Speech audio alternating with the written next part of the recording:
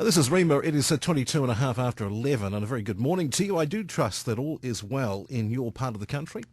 The weather's been sort of up and down, isn't it? But it was chilly last night, but it's a beautiful, clear day where I am today, and I hope that it's treating you well today. Need a bit of that vitamin D in your system, don't you, from the sun, just to kind of make you kind of perk your head up. But I tell you who's perking their heads up, and they've been doing it for quite some time, is an organisation called StarJam. Now, they are a remarkable group of people because they care for a sector of our society that sometimes get a little bit left behind in the mad rush of commercialisation.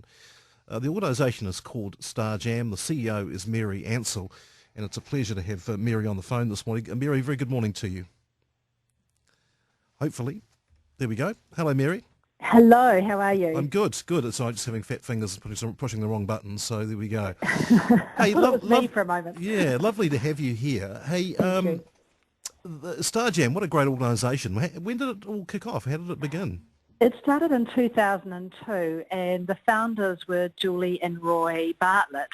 Julie had a young brother that she didn't know she had for quite some time until she was a teenager, who had Down syndrome, and when she asked him to give her away at her wedding, he gave a speech that changed people's perceptions about him, about Ross.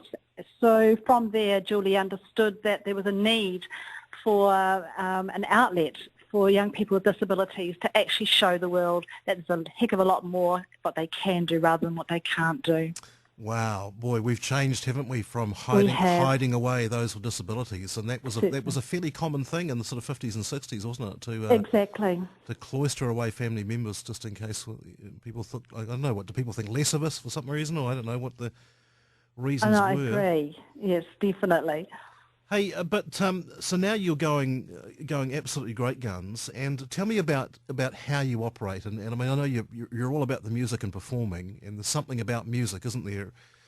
Music is a leveller, and we find that our young people, we call them jammers. Our young jammers, they're aged 6 to 25. They attend weekly workshops, which are free for us to provide, that we provide free to them. So we are a not-for-profit, so we do look for people to support us. But we have currently 35 workshops around the country, Auckland, Hamilton, Wellington and Christchurch. And each of those workshops is either in singing, dancing, drumming and guitar. And what we find is that young people go along and they just find their voice. They just have the ability to shine. And we also put on gigs, and those gigs are an opportunity for society to actually appreciate what our young jammers can do. They're motivating, they're inspirational, and people walk away from one of our gigs on a high. You just can't help but smile because our young people are full of enthusiasm and are quite happy to be up on stage and letting you know that the world is about having fun. I think that's a fantastic thing. You know, the world of a child with Down syndrome can be, I guess, a challenging one. Although some of the kids I know with Down syndrome are the most beautiful, innocent, I guess, just sweet kids. And sometimes I think their innocence is something we need to actually learn from. Mary, do you learn a lot from these kids? Oh, absolutely. We actually we do have a lot of children with Down syndrome, but we have disabilities across the sector, so physical disabilities, intellectual disabilities, sight impairment. And the interesting thing is that they all accept each other. They don't seem to have an ego issue. And if you've got a StarJam t-shirt on, you're part of the StarJam family, you're immediately welcomed, and they just form this tight family unit, and they each give each other respect, friendship, and self-confidence. We have an aspect in each of the workshops which is called Spot the Talent, and each person gets a chance to do their own little skit or show, and the feedback that they give each other is just so positive and so awe-inspiring, and you watch the shoulders go back, you watch the head go up and the chest puffs out. And those young people just float out of that room, and the respect they give each other is life-changing, and it impacts on their families, it impacts on their schools, and their futures. There must be something very, very good for their self-confidence to actually get up on stage, learn a routine and deliver it not just by themselves, but with a group of others. This must be great life skills, I would imagine. Oh, incredibly so. I mean, we have young people who first come to StarJam and hide in cupboards and don't want to come out, to now being the star of the show. Everybody loves them. They're actually creating and choreographing dance moves. We've had young children who have been non-verbal, who learn to speak through the music component and the friendship and the acceptance. So many awe-inspiring stories that I could share with you about what actually changes and happens with some of our young jammers and what they go on to do further in their lives as well, university, things that they thought they would never do. You mentioned, Mary, finding their voice. That's important, isn't it? When people have a disability, it makes it more difficult for them to speak up because I think sometimes maybe they get the impression that society's not listening. So finding a voice, it seems to me like a very, very important thing. It is, and what we're finding is some of our older jammers are now being that voice, and we're looking to form an alumni group hopefully going forward of our older jammers and using their voice to talk about what it's like to live with a disability. And we actually talk about different abilities rather than disabilities, because I couldn't get up on a stage and sing for love and money, but our young jammers will do that. And so trying to show society that, hey, okay, I might have a disability in this area, but actually I can do this and I can do this. And looking at workforces and companies and saying, well, maybe you should look at employing people with different abilities because they actually bring a wonderful aspect to the work environment as well. So it's moving right through the whole, from taking them at young people and moving them right through. I think it's fantastic. My guest on the phone is Mary Ansell, who's the CEO of StarJam, and you can check out StarJam while we take a quick break. It's starjam.org. StarJam, simply starjam.org.org. Mary, I'll get you to hang on just for a moment, and we're going to take a short break and come back, and I want to ask you more about how jammers can get involved, how they can become jammers, and perhaps what folks who are listening can do to be involved with the organisation. This is Rhema. I'm John Peachy. Back in just a moment.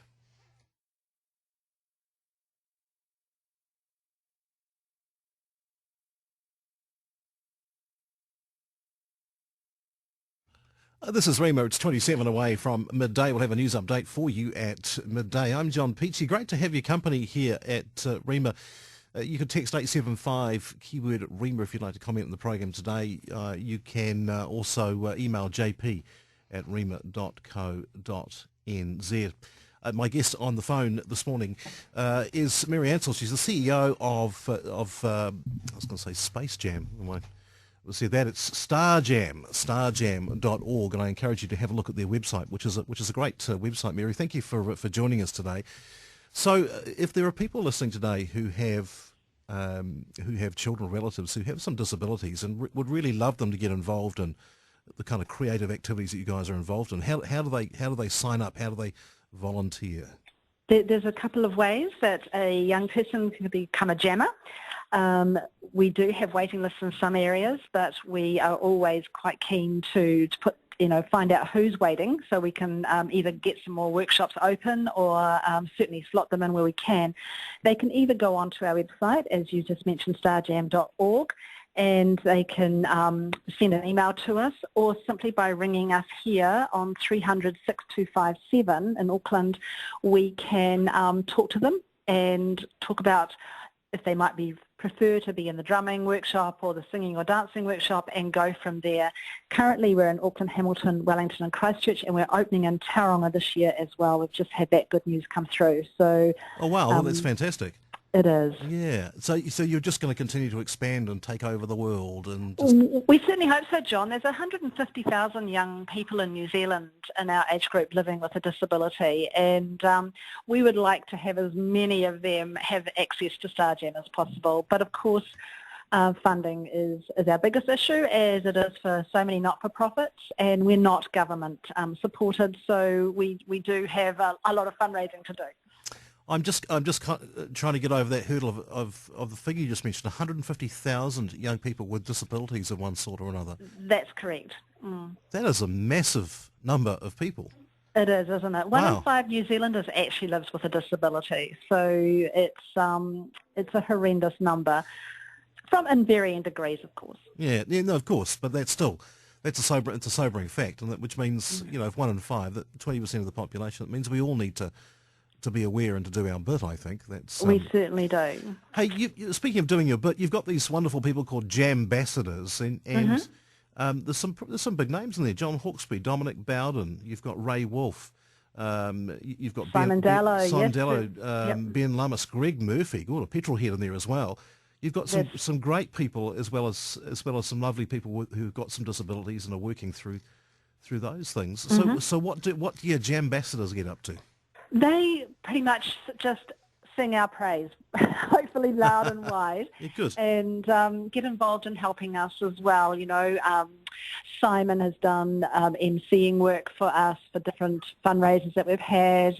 We've actually got a campaign that's on this week with the schools throughout New Zealand, and he was the face in our video for that, encouraging people to get on board and support it. So that's the sort of work that they do for us. Oh no, well, I think it's outstanding, really, because it's nice to have some people who've got a bit of leverage actually to get involved, and I think it's one of the responsibilities of celebrity actually is to leverage that on behalf of others and to bring awareness to great campaigns. So you do some crazy things. You have the annual bed race, which is I think it's gone for this year, isn't it? But it's coming up next year. Yes, that's when everyone gets to build a bed and race it around the Auckland Domain, and there's prizes for the best dress bed, as in theme-wise, and also the prizes for people who do it in the fastest time. And there's a few challenges along the way. No, very good. And what about the marathon? So you get involved in the Auckland Marathon? Yes, we are in the Auckland Marathon. We were in last year and we're again this year. And if anybody out there is contemplating running the marathon this year, we would love to have you on board and on StarJam team, and we will support you. We have a masseuse at the end to help ease those aches and pains. Oh, that's a good and idea. We have a team of supporters along the way. Oh, no, absolutely fantastic. I think that's great. And Mary, I should mention too that Dr. Libby Weaver is your patron. That's correct. And then she's a bit of a champion for health issues, isn't she? She's fantastic. She is, and she actually did her thesis on children and diet with autism, and found some amazing research that is being used in Australia and New Zealand to actually help children with autism. She is one of the most giving and beautiful people I've ever met, and we are very, very fortunate to have her as our patron. Oh, no, very good. And my daughter was just in Carrie, actually, the golden retriever. Ah, yes, she's our darling golden retriever who gets to wear StarJam gear whenever I get a chance to put it on her. No, very good, very good. And you've got a bunch of grandkids tucked away there as well. What, you've got five grandsons and a granddaughter? Well, I actually, yes, there's the 7th one on the way, which I'm not sure what that is, but that new baby is due next week. Oh, good on you. Have you picked an? It's always the big thing. Have you picked an? Oh no, you must know the name by now. Are you Nana or Grandma? Or I'm Grandma. You're Grandma. Yeah, I'm Grandma. It's a very politically dodgy subject, that I understand. Picking what name you're going to have. So it is indeed. They wouldn't call me what I wanted them to call me. So. Oh really? Okay. Oh, well, maybe later on. Who knows? Maybe, yeah. Hey, very good. Mary Ansell is the CEO of StarJam, and it's starjam.org. I think what you're doing is absolutely amazing, and I commend you on it. It's a fantastic thing, and I wish more strength to you in terms of your vision, and I think it's a great vision, and what a lovely thing to do to help these kids to blossom. Thank you, John. It's been lovely talking to you too. No, lovely to talk to you, and I wish you very well. Mary Ansell, the CEO of StarJam, very nice talking to you. This is Rhema. The time is just on 20 away from midday. We'll have a news update for you at midday, and of course Joyce Meyer with her brand of teaching in the next hour.